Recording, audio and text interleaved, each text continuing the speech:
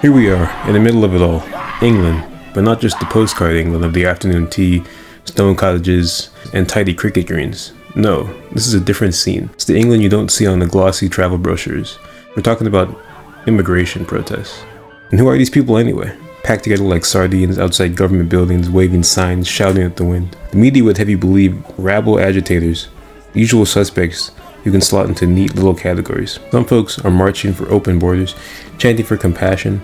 Others, furious. Fists clenched, see the flood of newcomers as an invasion, something that needs to be stopped, locked down, and shut out. But who are they really? Disillusioned locals who've watched their neighborhoods change in ways they'd never signed up for? Refugees and migrants, desperate and exhausted, just looking for a sliver of that so-called British dream? It's a complex mess of humanity, of broken systems and shattered promises. And like always, it's about more than just the headlines. It's about people trying to make sense of a world that's suddenly spinning faster than they can hold on. The real question is, where does this leave the country? On the brink of something? Or teetering on the edge of the same old bullshit?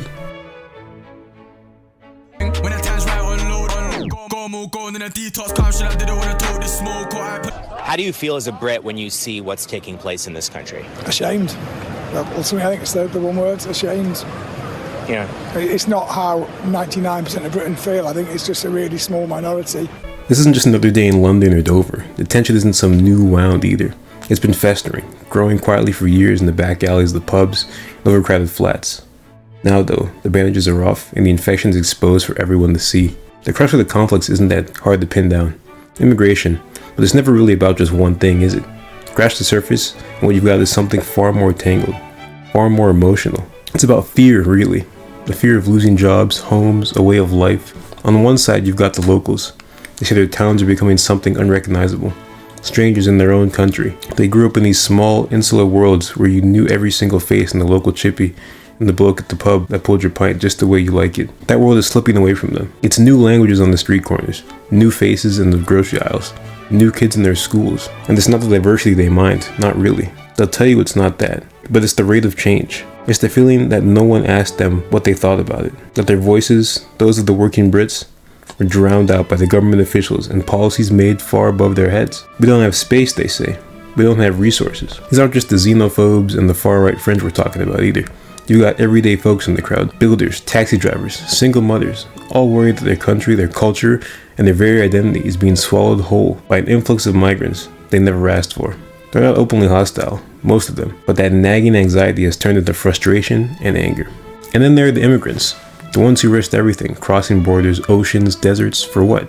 A chance at a shot at life that doesn't involve war, persecution, or abject poverty? Whole families packed in the boats, they say. The long, miserable march through the endless checkpoints, detention centers, and the constant fear of being sent back to the hell they escaped from. When they finally make it to England, they don't want to take anyone's job or ruin any way of life. They just want a roof over their heads, safety for their children, something that feels even remotely like normalcy.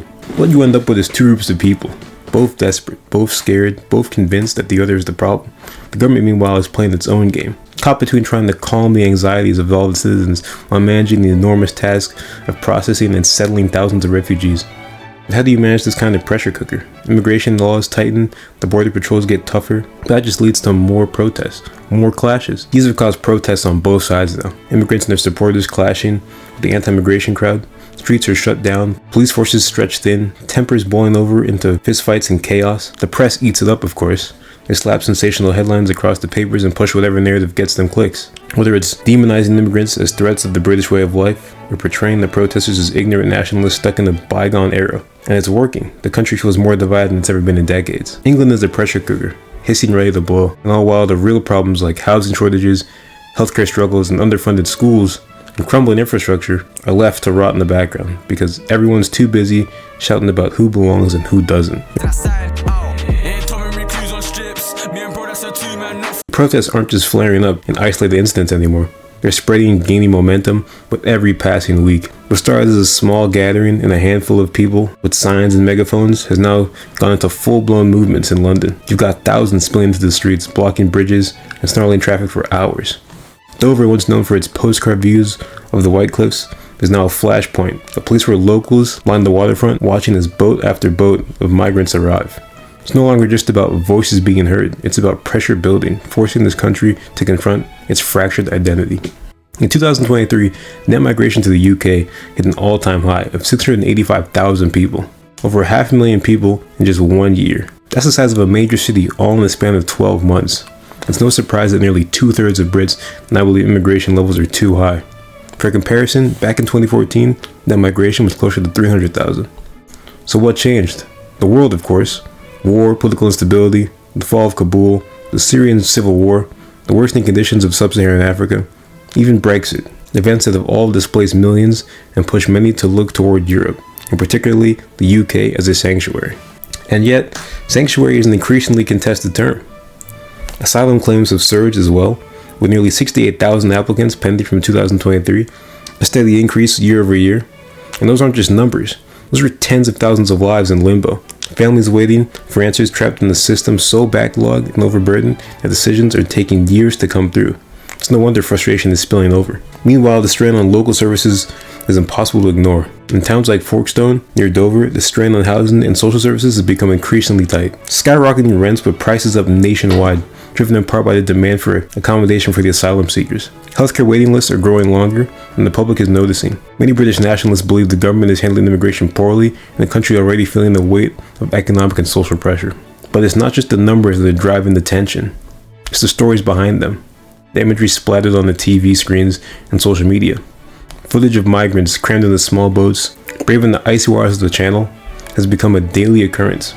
In 2023 alone, nearly 30,000 people made that dangerous crossing, previously from 45,000 the year prior. Each boat tells a story of desperation, but also fuels the flames of fear and resentment. The anti-immigration crowd seizes on these images as proof that their country is being overrun, while pro-immigration activists counter the undeniable human rights crisis unfolding before their eyes. The right and the far right are just exploiting the narrative and driving the narrative. It ain't a big issue here. The bigger issues are the cost of living crisis. You've only got to see the news. We all saw the police kick somebody in Manchester Airport when he was on the floor. We've got institutional racism in this country, still. And is that racism coming because of the influx of migrants that has arrived here in the United Kingdom, or where is the majority of this racism coming from? I would put it down to people stirring up hatred.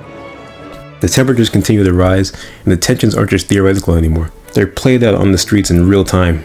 In some areas, far-right groups have begun staging counter-protests that are rather growing darker and more dangerous. Clashes between pro- and anti-immigration groups have led to riots, with police being forced to intervene. The government caught between trying to stem the flow of migrants and managing the chaos in the streets seems paralyzed. With the continuous boat arrivals, protests grow larger, and the sense that the country is on the edge of something much bigger than migration alone. The feeling that keeps spreading from Dover to Manchester, from small towns to the heart of London. It's no longer a matter of if something will break, but when. And then there's the speech. The words, the things you type when people are angry, when they're scared, when the world is slipping out underneath them. Used to be in England, you could say just about anything you wanted, with reason of course, and no one would bat an eye. Lately it's been feeling more like a minefield. One wrong word and boom, you're in cuffs staring down the business end of a courtroom. It doesn't matter if you're standing on the street corner with a megaphone, or sitting behind a keyboard, tapping out your thoughts into a void. If someone doesn't like what you said, if the wrong person decides they crossed the line, well that's enough. Take the protests for example. The government's not just cracking down on the gatherings anymore. They're going after the voices and arrested for signs, their chants, even their tweets.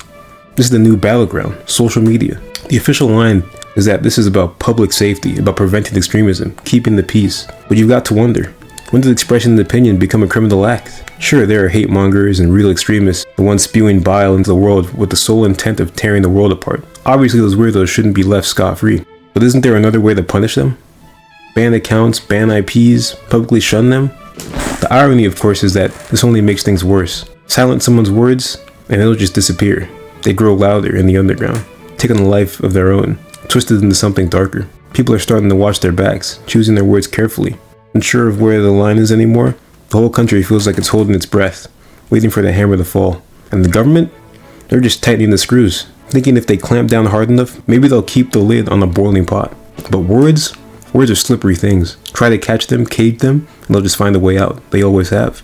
The government? They continue to fumble in the dark, grasping for solutions, if any, that never seem to come. No grand plans, just a lot of talk, empty promises, statements that don't mean much. Just your typical politician. The nationals defending their country and the immigrants escaping from their own.